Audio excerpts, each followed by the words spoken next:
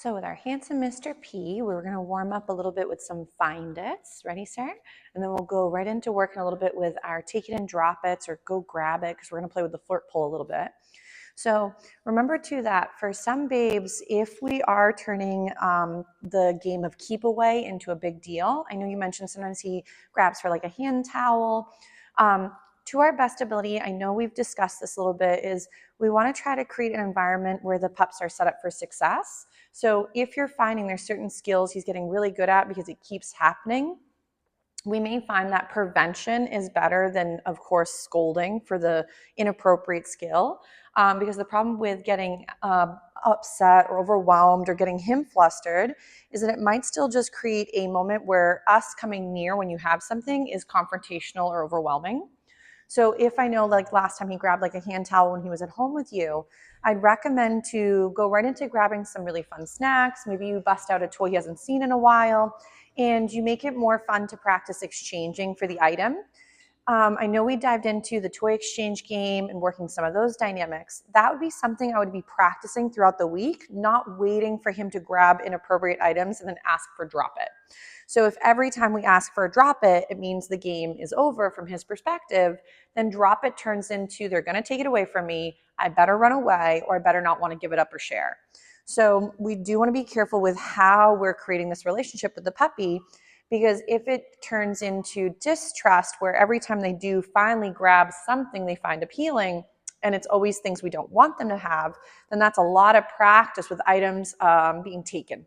So let's say, for example, we're going to try a little bit with our flirt pole. So one of my favorites is, of course, as we've mentioned, dog-centric play. So I might go, you ready? And then I'm going to say, go get it. And now my toy is alive and we can run, run, run. So the benefit of doing some dog-centric play, and I know we've dived into it already a little bit, is that it can help your puppy have a venue other than chasing the cats. So I know he lives with kitties at home, and even though he's probably trying to do his nicest playtime with kitties, he's also a puppy, and cats don't always love the way dogs want to play. So this is where, for Mr. Handsome right here, Mr. A says there's another scary truck noise. So he says, I'm going to sing a little song. So with Mr. P, we don't want the toy to instantly mean we're going away. But let's say, for example, we're practicing and we might do a little find it. Nice. And the toy hasn't left. It's still hanging out with him. So if instantly every time I do, like, and we said this with Mr. A earlier, is if every time I do a little exchange, I take the item from him and that's the only memory he has of that type of practice, then he's going to think a trade is always that he misses out on a cooler prize to get maybe a lesser prize. So while he's mid-play, I might go again, find it. Nice. And then I might go from here in a moment and go, you ready? He's like, I'm still chewing. I'm ready. We're going to go get it. So now the toy could be alive. It still hasn't left. He's like, chewing is hard. So it still hasn't left the environment, but now it, careful, sir. He's like, I'm a drunken sailor. So let's say he's doing some really nice chasing of the item. I will keep it low so Mr. P can reach it. Nice. So the whole point of this chasing and grabbing, it's not me chasing him. It's not me going and swiping it from his face. So a lot of times if we meet the puppy's needs for certain types of games that also help him for future life skills, that would be really nice. Good job. So right here as he lets go, I'm feeding him for this. Nice. Good job. He's like, hold on, I dropped that one. Ready? Peter, here. So now for Mr. P letting go and taking a little pause, we don't keep playing. We take a little moment and he can take a couple little snack moments. Oh, what a good job, sir. He's like, this is not so shabby. So we'll get a little sit from him. Yes. So, but if we're not getting some of these little bounce backs from the toy or from the play to me or from the environment to you, these would be things I'd want to work on with him. So, but a lot of times puppy behavioral trouble is typically normal puppy behaviors that are escalated or exaggerated because they don't always have an out. So we may find, good job. He's like, I avoided the legs. So we want him to think that there's value in working through some of these dynamics where even though this is a really fun toy, he's able to still take a break from it. Nice job, Peter. So I might go, ready? Nice job, here. And I might just even feed him. Beautiful. While he's kind of hanging out with his buddy. Nice. If let's say he's doing, oh, what a smart boy. We might go into a little find it here. The toy is still hanging out, not taking it away. Gorgeous. We might go, ready, Peter? We get a little sit from the handsome guy. I might say, you ready? He's like, hold up, I missed a few crumbs. And then from here, once he's almost done, ready, Peter? We'll go get it. And now the toy can come alive again. Wild man. Oh, good catch. He's gotten very good at his grabbing, which is lovely. And then his relinquishing of the item has gotten very nice too. Ready? Right there, yeah. So making it where if he can start practicing letting go of something he can have, this is again going to keep building on letting go of things maybe he shouldn't have. Oh my gosh, chewing. Get it down first before we wrestle again with the toy. Oh my goodness, good job. So I'm going to go ready, go get it. And this is where you could even be playing with a longer lead on him. So that way he could still drag that long line and you would still be safely attached to him. So if you're going to go try and practice in like a bigger field or something like that, it does take a little bit of practice for you to get the handling skills too of holding the gear and then playing with the flirt pole on the other side and kind of rotating that way. Ready? Go get it. It's like, this is the greatest day of his life.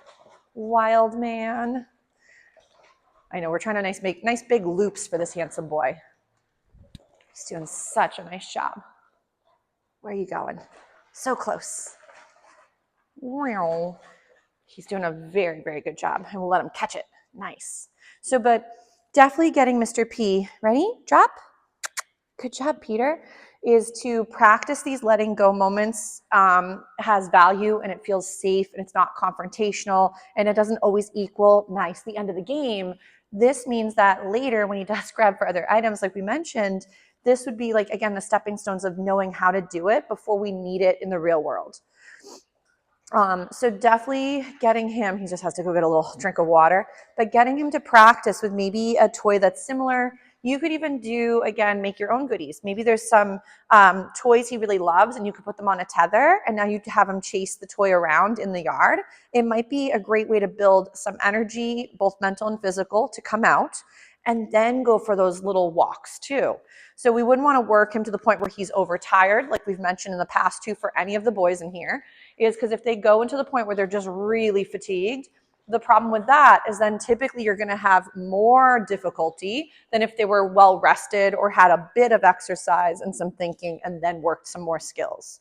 So you would probably benefit, just like with most puppies, is to keep practice or training sessions or experiences short and sweet. So that way Mr. P is able to attain the skills, work within his comfort range, and then also make it not so unattainable from his perspective. Ready? Find it? Nice. So if we weren't getting some great releasing of the item, I'd say maybe we need to work again without adding so much excitement. But I think the nice thing for this for Mr. P though is it does get him to use some energy, both mental and physical, which I think then helps him be able to practice the taking and drop it. Ready? Go get it. So again, now the toy is alive. We'll get him to run a little bit. He's like, lady, I'm getting really tired. Nice, good catch. So remember, this is not a tuggy toy. If he were to start tugging, I like to step on the lead or sort of the rope part. So he's not tugging and then gonna like slap it at me because it's a bungee. If he goes to pull and he lets go, it's gonna bonk you.